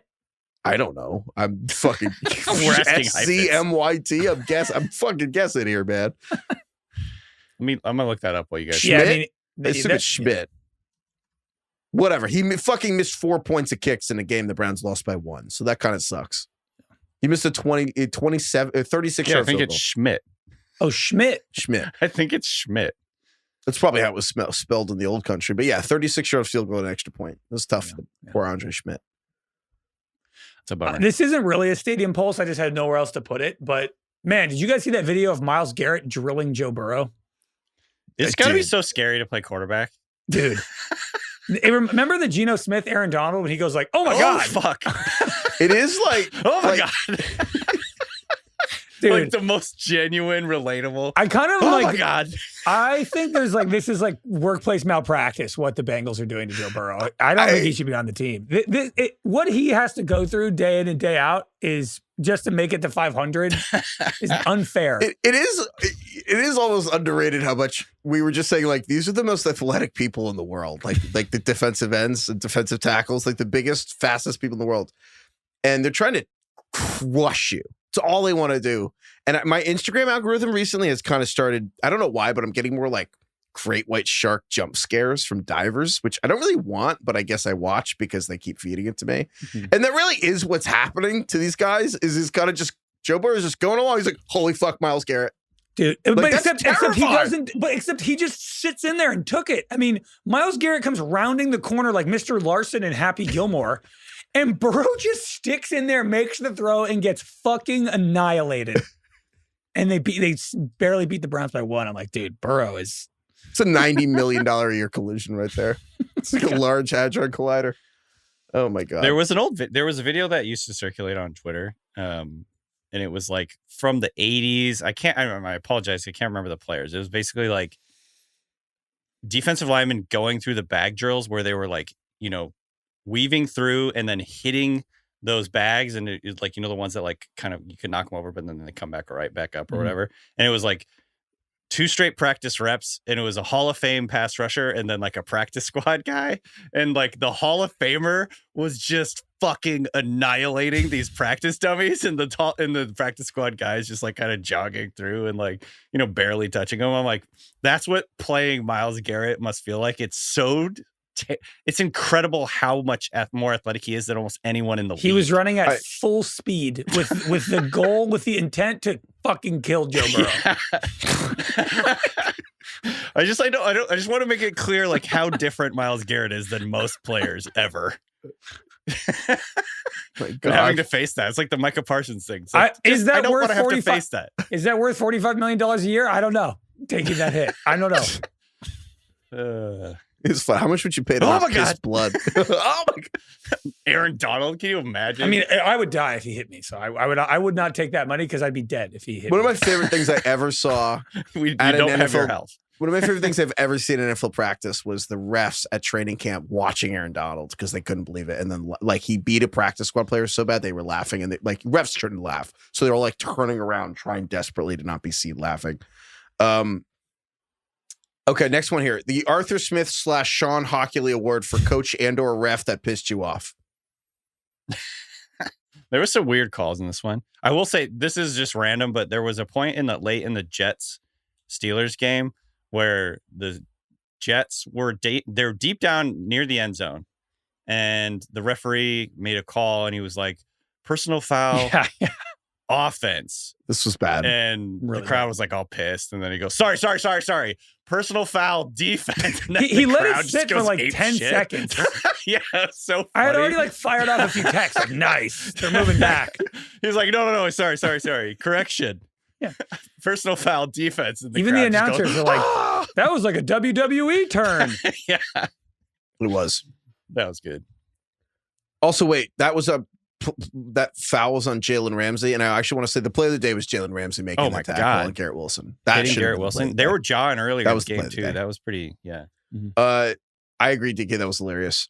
I guess this wasn't a terrible call, but I just didn't. The Michael Penix dive for the end zone. We didn't talk about this game a ton, but like the Bucs won. Baker had a great comeback, but the Michael Penix dive for the end zone. And then like it was Antoine Winfield, the safety for the Bucs, recovered it, but he was out of bounds. But then it's like, is that weird rule? The ball's fumbled out of bounds, and they're like, no, because Michael Penix if you giving dive himself up for a ball and your hand or foot hits the ground, then like you are giving yourself up. And I'm like, wait, let me get this straight. If you dive for the goal line and you are untouched and you bounce in, that doesn't count because you've quote unquote given yourself up. I didn't know that rule. I kind of just assumed if you're like, I know the rule if you give yourself up, like if you kind of like do the Tyler Lockett, just dive. You're like, I don't want to get hit. Or like, is he giving himself up? He's diving for that's a first what I'm down. saying. I thought giving yourself up was That's like actively avoiding being hit or an injured player who drops a ball. Yeah. Like diving, how is diving for the end zone giving yourself up? But apparently any dive is giving yourself up, which I didn't know. And I don't really know why when a running back dives for the end zone and fumbles into the end zone without crossing the line. Because they haven't hit the ground with other parts of their body, which I frankly didn't know that part of the rule. It's one of those things. I feel like the whole fumble into the end zone thing is like, and it's kind of like a glitch in the game where I feel like they still are like, you're not supposed to do that. We don't have an answer for that, dude. I agree. It's dumb. But anyway, that was weird. However, I actually have decided I have one other random thing I want to yell about, which is just a couple quarterback sneaks failed today. I understand. So there's two parts to the tush push, right? There's the pushing of Jalen Hurts, and then there's also like the way the Eagles' offensive line moves, right? You know, they kind of like do it. Every time a quarterback sneak fails and they don't, and the running back's behind them not pushing, I'm like, what the fuck are you doing? Am I crazy? You're saying why isn't every QB sneak a tush push? Why is but the tush push is two elements. It's Hurts being pushed and it's the way the offensive line goes. I get the way the offensive line technique wise, it's hard to do. Why aren't they pushing the quarterbacks? Like, was it the Rams who had one? I saw Stafford try to. That one I get. You don't want to shove on Matt Stafford's back. You don't know what epidurals you're going to fuck with. He's got holes in his spine. Yeah. But the other ones, I'm like, Jordan Love had to like turn ass forward and like just start. I'm like, where the fuck is Josh Jacobs? Like bench press his ass over the line. What the fuck? Is it because then Josh Jacobs would have to be right behind Jordan Love at the snap and then it would give it away that it's a sneak? I don't know. Run up and hit him. I don't know. I guess it's just, I'm not going to unsee this now. And like, I'm curious if you guys experience this too. Going forward, when there's quarterback sneaks and there's just the running back's just staring. And I'm like, it's 2025. You can push the quarterback. Do it. I think it's just mostly tradition. Yeah. And I'm like, just fucking push. Anyway, that's my anger. Is like anytime a quarterback sneak fails and you're not pushing the quarterback, I'm just going to lose my mind. Yeah. DK, any other things? Did you get over the Seahawks not going for it on 4th and inches? What was your guys' take on that one? Because so basically the Seahawks, it was tied 10-10. There was, I don't know, I think a little less than 2 minutes to go. And the Seahawks, instead of going for it on 4th and 1 deep in their own, deep in the 49ers side, they just kicked a field goal to go ahead 13-10, gave the ball back to the 49ers. 49ers promptly drove down the field and scored a touchdown. And I mean, I guess the Seahawks did have a chance to win it again later, but I just, for a coach like McDaniel who goes for it a lot on McDonald. He goes for it a lot on 4th down. He is analytically pretty forward thinking, I think, and all that. For him to not go for it there, it was just kind of a surprise, and it irked me in the moment. Yeah. And tomorrow I might feel differently, but like right now, I'm just like, man, you had them on the ropes, kind of. If you go for that, if you go for it there and get it, you win probably. Yep. In Niners territory, I think you got to go for 4th and 1. How did you guys feel about the Ravens punting on, what was it, 4th and 2, 4th and 3 at the end of the game there? Did you agree with that? I like blacked out. I'm trying to pull it up. I'm trying to remember It was the final Ravens possession of the game, and it was like 4th and 2 or 4th and 3, and they opted to punt. They were in their own territory. They opted to punt. If they didn't convert, the Bills would have immediately been in field goal range. That's the problem. But overall, I see what you're saying. Where the Ravens, frankly, it's one of those things where I think it's pucker factor. I think it's like, holy shit! Like the Ravens have done. I mean, that's a little aggressive because you're so close. You're kind of conceding the game, honestly, if you miss that. But 4th and 3, but then the argument is if they don't get it. The argument is if they don't get it, and then it's the Bills' ball. The Ravens still had 3 timeouts, so they, in theory, could have stopped the Bills. The Bills kick a field goal, and there was still plenty of time for the Ravens to get the ball back. My real answer, thinking about it, is the math probably did suggest going for it with all that, going for it. But at that point, I I don't know, man. You're kind of It's panicking. tough. It's tough in your own territory when if you give up the ball, they're already in field goal territory. It's like, oof. Yeah, it's that's hard to ask a coach to do. I have one quick Arthur Smith award for the coach that pissed me off. Mike McDaniel for the Dolphins. There was just a Tyreek Hill catch that was 30 yards. They called it out of bounds. They showed one replay. The announcers are like, "Oh, that's a catch." Yes. The announcers, nothing. And I'm like, if Mike McDaniel and his staff doesn't even give a fuck, then why should the players? I don't think that's McDaniel's direct fault. No, it's like whoever's up in the booth not noticing, but I'm like, but that's his job is to make sure that those people are communicating with him. I thought that was embarrassing. I agree. That was unfortunate. I literally, what are you like? What? Yeah. Everybody but you guys know that's a catch. Everybody at home, the announcers, probably the people in the stadium watching on the Jumbotron. How are the coaches the only people who can't see that? It's really brutal. Yeah, that's a good call. Anyway. The Lucille Bluth, I don't understand the stat line. I won't respond to an award. I mean, yeah, number one receiver until Sunday Night Football is Quentin Johnson for the Chargers. It's pretty funny. Go Frogs. And then it was Keenan Allen. Ladd McConkey wasn't even there. DK? Jahmyr Gibbs had 31 yards on 10 catches, which is a new NFL record. That's some Kamara shit. Fewest yards on double-digit catches. He broke the record by Alvin Kamara, who had 33 yards on 13 catches in a loss to the Bucs in 2023. Yeah, if I just in my mind, when I picture the first thing that comes to my mind when I picture the Lions offense today was a swing pass to Gibbs, and then he would run directly out of bounds, like parallel to the line of scrimmage. And that was like the only thing they could do. I don't know why, but Jared Goff looked more like a giant giraffe out there today. He looked like he was on demoralizing. Stilts. Yeah, I think it's because Ben Johnson's gone. Probably. Okay. Two tight ends who outscored Kyle Pitts in a lie. We should say Kyle Pitts. He's fine. He was solid. Played well. 7 catches, 59 yards.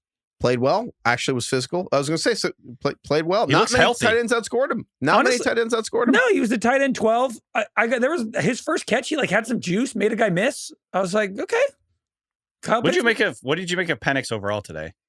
Kind of liked him. I continue to think he's good, and he'll make a couple bonehead throws, but he's got this. He can fucking rip it to the sideline.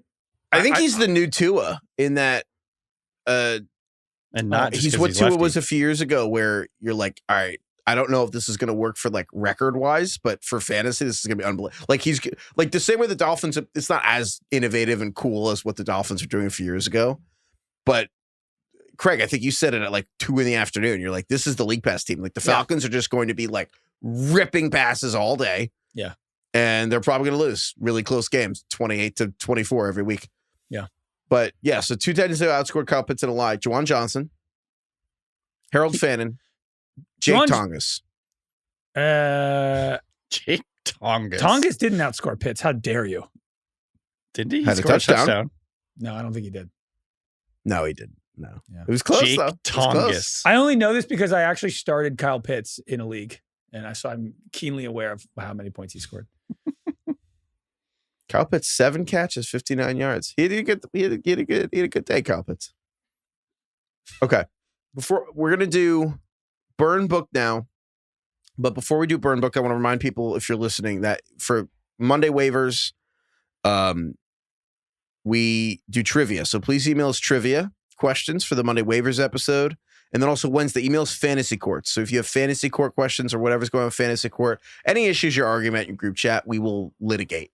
We'll solve. And the trivia questions the answer needs to be a number, something that we can guess and determine who gets first, second, and third. Yeah. So you can't send a trivia question like, who's the best running back? Well, no, it's like, how many Nazis did Wizard White kill? And it's like JK0, he served in the Pacific. I don't know. That's a terrible example. But the point is it has to be the number so we can be wrong in order. Closest to the pin, basically. So yeah, email us those things. And then Burn Book, always hard in week 1. I think the hardest. Yeah. Because I think is the goal with week 1 that you don't want to pick somebody who will turn it around. No, right? you're picking people like you're not picking AJ Brown. You're not picking. You're like, oh, AJ Brown in the burn book. No, you're not actually mad. You're mad at AJ Brown today. You're not going to be. I think the burn book is permanent. You know what I mean? Yes, the burn book is you mean a player that you're like not going to. You're doing this to save you from yourself. I don't want to ever put this guy in my starting lineup again. So with that said, yeah, I have someone. It's harsh. I have someone also. It's harsh. This is like a little unprofessional. Okay. But I fucking have Xavier Worthy in the burn book. I know that's a little rude to do that to someone who got hurt. But you got hurt on the third play of the season. What's with the Chiefs? He got hurt themselves. Literally, Rashee Rice is suspended. Xavier Worthy is the best situation of his career. He gets hurt in the third play of the game. Travis Kelce hurt him. Dude, Xavier Worthy was on his way to having 16 targets. Instead, Hollywood Brown got 16 targets in this game. You know my opinion on skinny players. I don't do it. I don't touch it. When a skinny player gets hurt, you feel stupid. I have to admit. You draft Xavier Worthy, and you're like, who cares? He's so fast. Then don't touch him. Travis Kelce runs into him. Xavier Worthy hurts his shoulder. And then, like, now he's good. What? He's going to come. He's either out for the season, he gets surgery, or what? He's going to come back with the shoulder brace? So he can get hurt again? I'm done. I'm so upset. Well, I don't know if we can burn him because, I mean, if he's out for the year, okay. Yeah, I'm just fucking mad. I don't know. Can I firing with rage. What do you want me to say? A different Chief. Okay. Third play of the game. I'm mad at myself for buying into and or touting Isaiah Pacheco. I agree, DK. So much for fucking that. This is a good one. The way he runs is like now the tuxedos seem kind of fucked up. Yeah. Just I always didn't like that. But I was like, he's going to be the lead back in a good offense, and he's going to get like the goal line carries and all that. Nope. 5 rushes for 25 yards, 3 targets, 2 catches, 3 yards. He only played 48% of the snaps. He only ran 29% of the rushes for this team. Basically, what they were doing was Pacheco on first down, and this is like a gross oversimplification, but Pacheco on first down, Rashard Smith on second down, and Kareem Hunt on third down. This is a 3-man backfield, and Pacheco is probably the worst of them, or at least like in terms of getting the most valuable touches. And then Mahomes ran in the touchdown. Yeah, he only had 33% of the goal line snaps. He's not getting third down snaps. Where are his points going to come from? I'm very worried because I drafted him in several leagues. And the Chiefs now suck. I'm like, I don't think I can play him. If you're losing time to Kareem Hunt, you suck. Yeah, that's when you put it like that. Yeah. Anyway, I'm just like, I want. That's pretty good. The reason I throw that out there is because like I gotta save myself from myself. I can't put him back in my starting. I don't know if Kareem Hunt would be signed by another NFL team. Maybe the Texans, but like no, he wasn't. He was on. I his know, couch. but I'm saying if the Chiefs cut him, I think Kareem Hunt's out of the league. Yeah. I would just like to once again nominate Jalen Waddle as is tradition to start the year. I'm just like, it's the same bullshit. He like hurt his arm. It looked like he dislocated his shoulder. And then like, of course, a minute later he's back. I'm like, fuck this. I'm exhausted. I can't do any of it. I hate myself for having him in one of my leagues. Yeah. I don't know why I did it. He was $5 and I bit and I shouldn't have. Yeah. But I also hate Isaiah Pacheco too. Waddle, because the way Craig reacted with his hands. Craig's is more genuine. That's what the purpose I felt that. Yeah. Jalen Waddle. At least if you have Isaiah Pacheco, you're like, I have a guy with Patrick Mahomes. I'm on the Chiefs. Maybe something good. I'm like, the Dolphins are a fake team. Yeah. I think I agree with that. All right, Jalen Waddle, you're burned. Cool. It's the Jalen Waddle burn book. It is. As soon as it's going to be 2 receivers who outscored Jalen Waddle. The mantle. Who was the original like Kyle Pitts? Kyle Pitts. Yeah. The legend. Okay. He's back though. GOAT. He's back. He's great now. Yeah. Jalen Waddle, you're burned. All right. Thank you everyone for listening.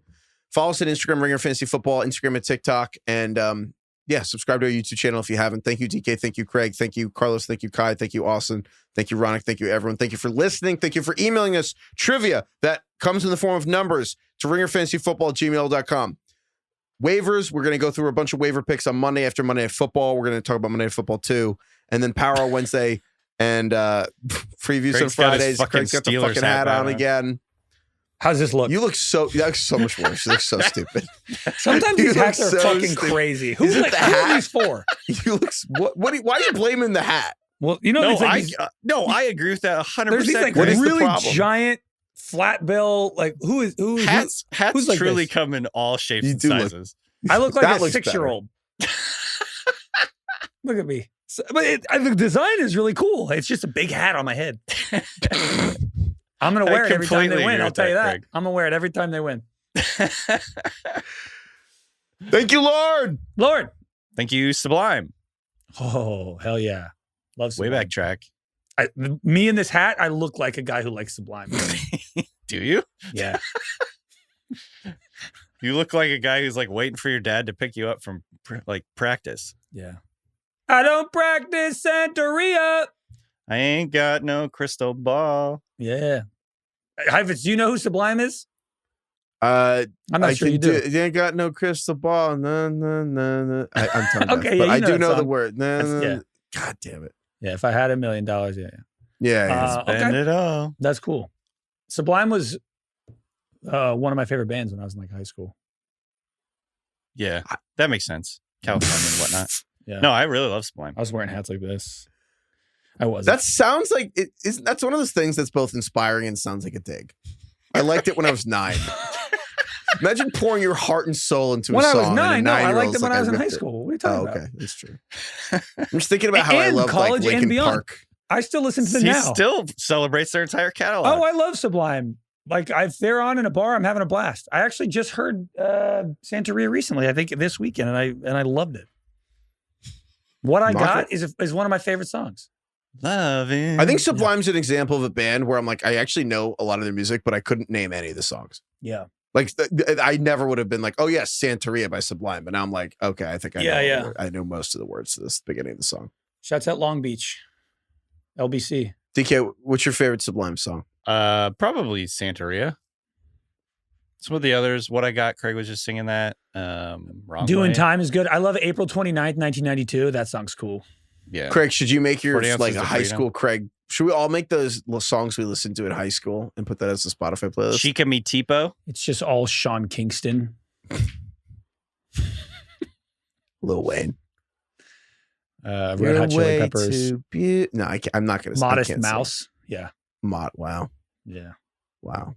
Modest Mouse. What were those YouTube videos, the mashups? The United States of Pop. We talked about. Oh, yeah. DJ Earworm. Dude. Yeah. Craig, remember Caress Me Down? Yeah, great song. See, I have no idea what that is. Is that dun dun dun dun bum mucho gusto. I'm a Bradley. Yeah, I'm hornier than Ron Jeremy. Yeah. I didn't know who that was for the longest time knowing that song. I was like, I like how Ron Jeremy sings in Spanish. They sing in Spanish a lot too. I knew Ron Jeremy from rap lyrics and all these lyrics way before I had any clue the fuck Ron Jeremy was. Totally. Emails at ringerfantasyfootball@gmail.com if you also like found out who Ron Jeremy was like years after you'd heard about him in songs. This is worse. Well, now the hat looks terrible. No, that looks fine. No, we'll get to fix the strap. Oh God. So much room in that hat. Room for activities. It's a 10-gallon hat. There's just so much room in there. Goodbye, everyone. Who's this for? Only idiot men like us could have this much fun with a hat. I'm like, I could put it this way. And we're like, ha, ha. All right, now goodbye, everyone.